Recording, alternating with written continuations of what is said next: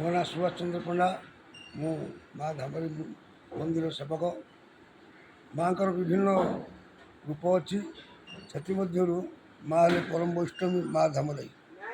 ଯାଚଣ୍ଡୀ ମଧୁକୈଟବାଦି ଦତ୍ତ ଦଳିନୀ ଯା ମାହିଷୁ ସୁନନ୍ଦୀ ଯା ଧ୍ରୁମନ ଖେଳଂ ଛଣ୍ଡ ମୁଣ୍ଡ ମନ୍ତ୍ରୀ ଯା ରକ୍ତ ବିଦ୍ୟାସନୀ ଶକ୍ତି ସିଂହ ନିଶୁମ୍ଭ ଦତ୍ତ ଦଳିନୀ ଯା ସିଦ୍ଧି ରାତି ପରା ସା ଦେବୀ ନବକୋଟି ମୂର୍ତ୍ତି ସହିତ ମା କାନ୍ତବେ ବିଶ୍ୱେଶ୍ୱରୀ। ମା ଧାମରୀ ଏହି ଧାମରା ଗାଁରେ ଅଧିପତ୍ୟ ଦେବତା। ମା ଏ ଜଳ ସମୁଦ୍ର ରାଶିରୁ ଆସିଛନ୍ତି। ମାଙ୍କର ସାତ ଭଉଣୀ ସାତ ଭାଇଆ ନାମରେ ବିରାଜିତ। ନାବକଳି କଲାବେଳେ ଜଳକଳି କଲାବେଳେ ମା ସେଠୁ ଏ ସାତ ଭଉଣୀ ଯାକ ଫିଙ୍ଗି ଦେଇଥିଲେ ମାଆଙ୍କୁ। ମା ଭାସି ଭାସି ଆସି ଏଇ କିଛି ବାଟ ଅଛି କାରନାଳି। କାରନାଳି ଭିତରେ ମାଆଙ୍କର ଜାଲରେ ପଡ଼ିଥିଲେ ଏବଂ ଯେଉଁ କୈବର୍ତ୍ତ ଜାଲରେ ପଡ଼ିଥିଲେ ସେମାନେ ମାଆକୁ ସ୍ୱପ୍ନ ଆଦର୍ଶ କଲେ କୈବର୍ତ୍ତକୁ। କୈବର୍ତ୍ତ ଯାଇ ଖୋଳ କୀର୍ତ୍ତନ ନେଇ ମାଆଙ୍କୁ ଜାଲରୁ ଉଦ୍ଧାର କରାଯାଇଥିଲା। ସେହିଦିନ କତରୁ ମାଆଙ୍କର ମୁଖ୍ୟ ପୂଜକ ହେଲେ ମା ଦେଉଳିଆଣୀ ଏବଂ ଅଙ୍ଗ ସେବକାର। ପ୍ରତ୍ୟେକ ଦିନ ସକାଳୁ ରାତି 4ରୁ ଆସି ସେମାନେ ମାଆଙ୍କର ମାର୍ଜନା କରନ୍ତି। ମାର୍ଜନା ସଙ୍ଗେ ସଙ୍ଗେ ଧୂପ ଦୀପ ମଙ୍ଗଳା ଆରତୀ ଇତ୍ୟାଦି କାର୍ଯ୍ୟକ୍ରମ ଆରମ୍ଭ ହୁଏ। 7ଟା ଭିତରେ ପହଡ଼ ଖୋଲାଯିବ ଏବଂ 12:30ର ପହଡ଼ ପଡ଼ିବ। ଗୋଟାଏ ବେଳେ ଖୋଲାଯିବ। ମାଆଙ୍କର ବିଭିନ୍ନ ନୀତି ଅନୁଯାୟୀ ଷୋଡ଼ଶ ପୂଜା ଉପକର୍ମ ବିଭିନ୍ନ ପର୍ବପର୍ବାଣି ମଧ୍ୟ ପାଳିତ ହୁଏ। ସେଥିମଧ୍ୟରୁ ବଡ଼ ପର୍ବ ହେଲା ମକର ସଂକ୍ରାନ୍ତି।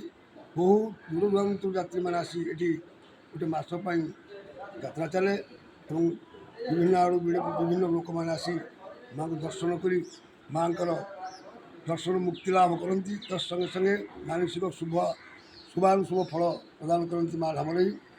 ଏଠିକାର ମୁଖ୍ୟ ହେଲେ କୈବର୍ତ୍ତ ଜାତିର ବିଧବା ସ୍ତ୍ରୀ ମାଆଙ୍କର ଅଙ୍ଗ ସେବକାରୀ। ଯେଉଁମାନେ କୈବର୍ତ୍ତ ଜାତିର ସମୁଦ୍ର ମଧ୍ୟକୁ ଯାଆନ୍ତି ମାଆଙ୍କୁ ପୂଜା ଆରାଧନା କରି ଏବଂ ଏ 7 ସମୁଦ୍ର ଭିତରୁ ଜାଲ ଟାଣି ମାଆଙ୍କୁ ମାନସିକ କରି ଫଳ କାମନାର ଶୁଭ ଆଶୀର୍ବାଦ ଲାଭ କରନ୍ତି। ତତ୍ସଙ୍ଗେ ସଙ୍ଗେ ମାଆଙ୍କର କୃପା ଅନେକ। ବନ୍ୟା ବାତ୍ୟା ମରୁଡ଼ି ଏଠି କିଛି ଆସେ ନା। ଏହି ଅଞ୍ଚଳର ମା ଅଧିପତ୍ୟ ଦେବତା ହେଲେ ମା ଧାମରାଇ। ଏଙ୍କ ବିନା କୌଣସି ପତ୍ର ମଧ୍ୟ ଧାମରା ଗାଁର କ୍ଷତି ହେଇନାହିଁ କି ହେବ ନାହିଁ ମାନେ ଆମର ବିଶ୍ୱାସ। ମାଆଙ୍କର ମୁଖ୍ୟ ପର୍ବ ହେଲା ମକର ସଂକ୍ରାନ୍ତି। ତାପରେ ମଧୁ ପାର୍ବଣ ରାମନବମୀର ଗୋଟେ ପର୍ବ ଅଛି। 7 ଦିନ ଯାକ ଚଣ୍ଡୀ ହୁଏ ଏବଂ ବିଭିନ୍ନ ଆଡ଼ୁ ବିଭିନ୍ନ ଲୋକ ଆସନ୍ତି, ପ୍ରବଚକମାନେ ଆସନ୍ତି, ଯଜ୍ଞ ହୁଏ।